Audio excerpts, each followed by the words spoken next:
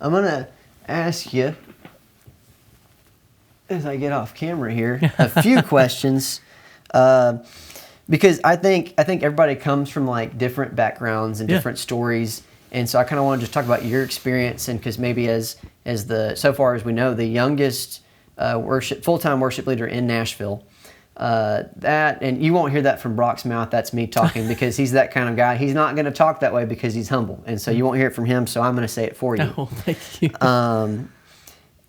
But I kind of want to talk about, because you have, how long have you been at the church you're serving at now? Yeah, so I've only been here about 8 months, and so, 8 months. I'm early, or I'm new. It hasn't been that long, so. Right, so 8 months here. I want to kind of dive in, maybe some questions that, as my family and I were kind of pulling together, and some questions I had from some people on worship, and then, because you've come here since you've graduated CBU. Yeah. It's totally different being out of college. Yeah. Right, it is. And that's what we were laughing about, because I remember you were talking to me about my guitar, and then I was asking you about leading worship. Yeah. And you were like, I was like, well, what about these steps? And you're like, I don't even know if I know that at this point. And then you asked me a question about guitar, and I was like the same thing. I don't know if I can answer that for you, because I really, like, there's so much to learn, and you're always learning. There is, yeah. But first question, this might be something interesting. When you go to a church and there's nothing, like in terms of musicians, singers, like you are the dude. Okay. Where do you begin? Like how do you get more? Yeah, where do you begin? Where do you begin? Well, it takes time to build. It's not going to happen overnight to build a team, but I think you begin,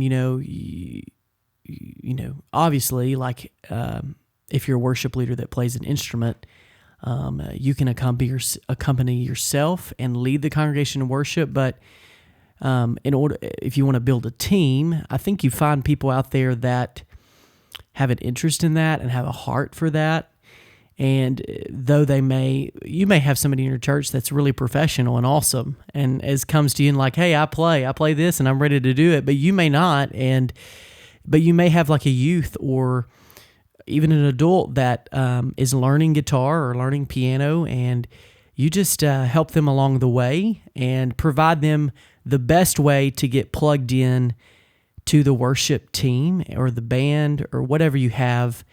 An opportunity for them to do it, but also it takes time. They may not be able to play certain things at the beginning, but if you give them an opportunity to learn, to practice, you may even teach them.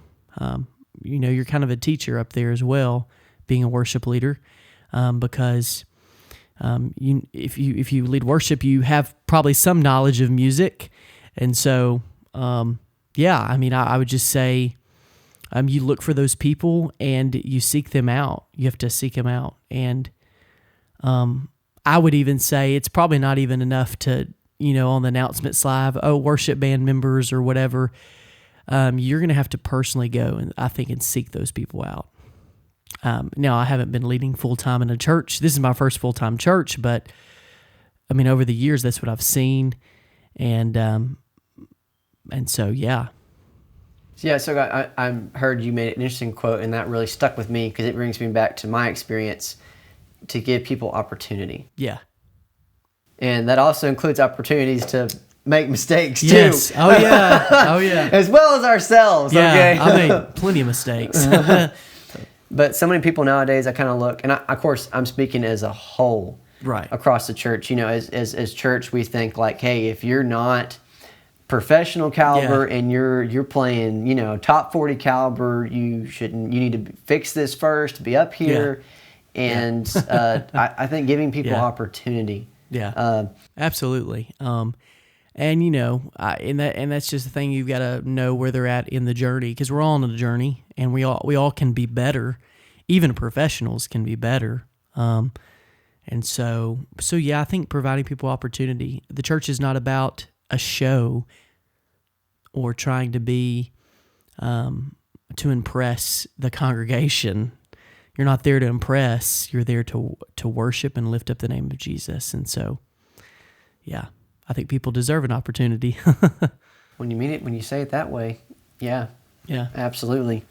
You kind of talked about how do you get, let's kind of, you're talking about getting more people involved, not just having it on the slide and being like, hey, we got this here, being personal with people and seeking them out. And walking with people on a daily basis, a relationship. Because when they don't know you, you're just kind of the guy that stands up there, And that takes time, too, for people to know you, it takes time. I've only been at this church for 8 months, and I'm getting to know people still, and it just takes a little bit of time, to grow these relationships. When I first got to know y'all, it was... In 8 months, we didn't know each other on the level we know now. No. Being 5 years or 6 years knowing each other. Yeah, it's been a while. Getting up there. Yeah. so yeah.